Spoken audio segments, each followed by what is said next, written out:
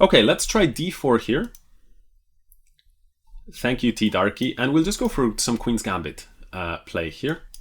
We'll go knight c3, and we will go for the Queen's Gambit decline exchange variation, which is the most popular. Why do people exchange here? Normally we're used to not sort of killing the tension like this, unless it's necessary. But the idea is that by taking, you switch into this structure, which is 2 and 5. It's a very famous structure, 2 and 5 like this against 4 and 3. Can anybody in the chat tell me the name of this structure? I will, of course, if nobody gets it, I will say it.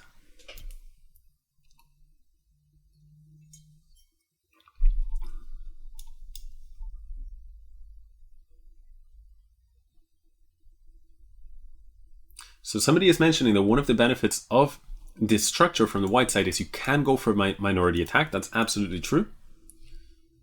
I am MB with complete unapologetic honesty. He says, I don't know what the name of this structure is. So the name is the, I'll give a chance for somebody. And then I will say. So the name, I will say the name, it is the Carlsbad structure, and it's probably the most well-known of chess structures. Definitely useful to understand the logic behind it. One of the key ideas is that white is able to build up, he has 2 pawns on the center versus 1, so he's able to build up a central pawn majority and sort of try and steamroll the opponent in the center. On the other hand, he has 2 pawns on the queen side versus 3, so that gives him the option for a minority attack. So either a majority or a minority. T Darky says, who? Carlsbad, that's also a beer. It's very similar, it's Carlsbad. I think it's a place in Germany that it is called after. So here I can castle both ways. We're going to do something a bit aggressive here. We're going to go ahead and castle queenside. And one of the ideas here is that I will be able to push my pawns forward and get an attack going. And of course, black, he can try to do the same with moves like b5, etc. But, well, we'll see. We'll see who gets there first, basically. Now I can take, or I can take here. It's hard to say what exactly is best. Let's take here for starters. And let's take here with, I'm going to take with the bishop just for speed, for the sake of speed, because now I get to play like this. I get to play very quickly. But I feel like I've mishandled the position, if I'm honest. I really don't like how I've played it, and I think after the move knight f6, I think he's okay, because he defends his pawn. I don't have the move f3, and because this guy would be falling in the end. And I also don't have much of an attack on the king side anymore. So this is somehow feeling like something went wrong. I'm not sure. I guess I should have just taken and then gone bishop c4 maybe, but well, I'm not certain of the exact move order. So nice move by him. Let me go maybe rook d2, and I'll kick. He's preventing me from going f3 immediately, but it's probably not going to be the end of the world, since I can at some point maybe kick out this bishop with h3.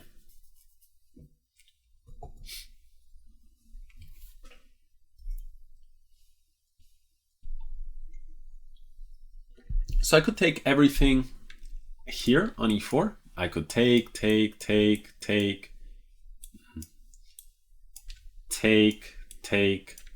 and then recover my piece with the move f3.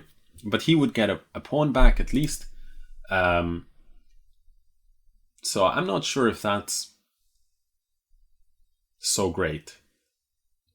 On the other hand, what else to do? I have much less time than my opponent, and if I go h3, he'll move his bishop back. And then if I go f3, he can take, and then this pawn on h3 will be hanging. So I could play like this and just continue and play for play much riskier chess, you know. But right now I don't. With a minute and 40, he has almost twice as much time on the clock.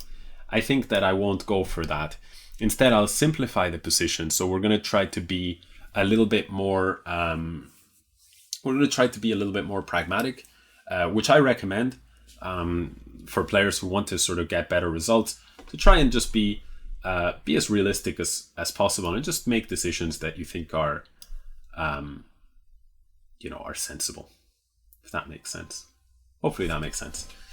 So my opponent, he did something strange. Rather than take the queen and then we would go into this line that I said, we take everything, I get back my piece with f3, but he can get back his pawn, so it's just a even rook and pawn endgame. Instead, he's playing like this, which leaves me up a pawn, and that's up a central pawn. So I'm not sure that I like his decision here.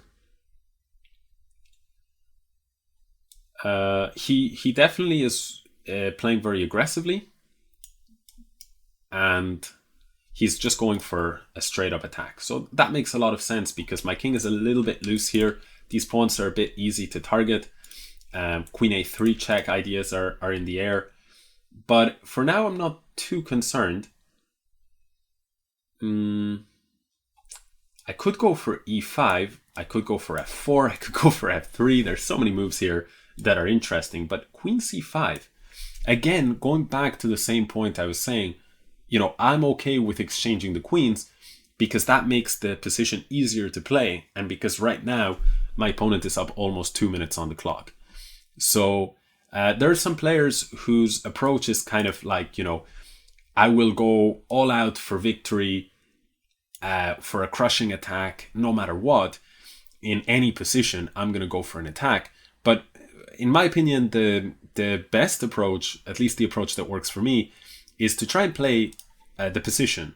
Play the position and the clock more than and the situation on the clock. Like play all the factors of position and clock rather than just play an attack because, you feel like it. You woke up a bit grumpy that morning and you say, what, I'm going to take it out on whoever I meet at the chessboard next. Usually that ends, I think, in disaster.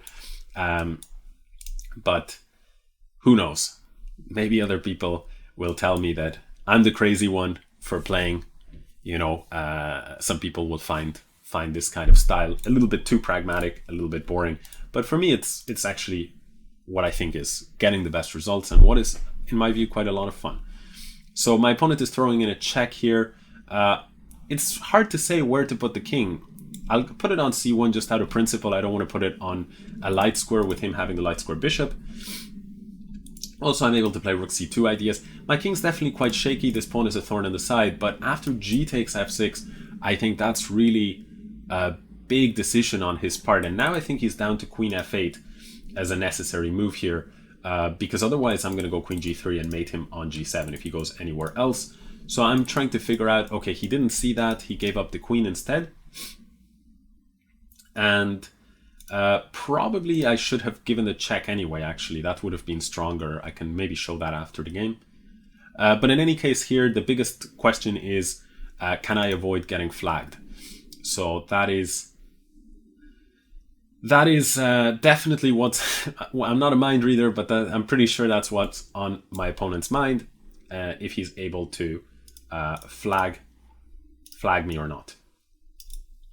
So this is the challenge we face. I'll exchange some pieces here. I'm still not too worried about exchanges because in Lichess you can play instant moves. So,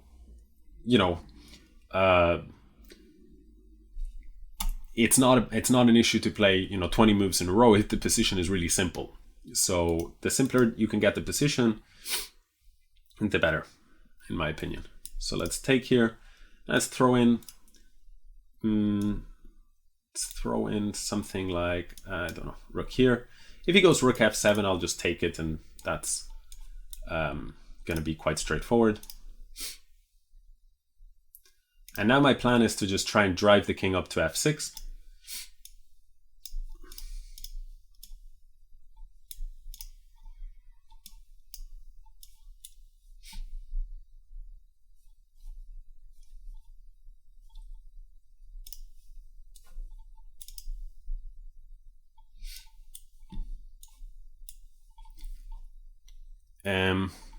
So yeah, I did convert that. There was this moment here I thought was quite interesting. So he needed to go queen f8, and then I'm not sure. I'm sure that white is a lot better, but with the queen there, it will take quite a while to try and actually get the win. So this was necessary, but maybe he missed this idea and he was really afraid of queen g3. So he took on e7, he took on e5, and now let me just very quickly show that. After this, yeah, you can see that I took here on e7, which is of course winning, but queen g5, g3 check was best. I didn't play it because of queen g5, but then just after I saw knight takes h6, and the point is black cannot take because of this pin. So the king would have to move somewhere, and then you would win the queen for free rather than giving up a knight. Let's return to the tournament.